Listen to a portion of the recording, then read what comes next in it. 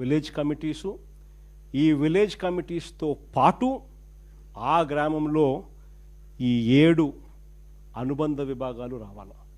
ఈ అనుబంధ విభాగాలకు సంబంధించిన 7 మంది సభ్యులు కూడా ఎక్స్ అఫిషియో సభ్యుల కింద గ్రామ కమిటీకి అనుసంధానం అవుతారు.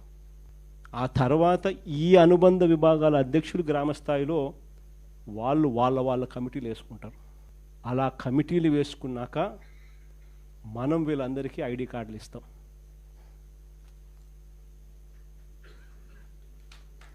ఈ ఐడి కార్డులు ఇచ్చే కార్యక్రమం సంక్రాంతికి ఇవ్వాలని తాపత్రయం.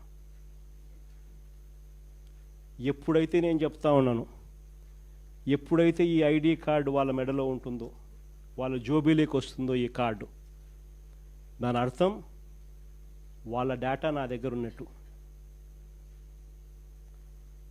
వాళ్ళను సాక్షాత్తు వైఎస్ఆర్సీపీ అధ్యక్షుడు గుర్తిస్తూ ఉన్నట్టు.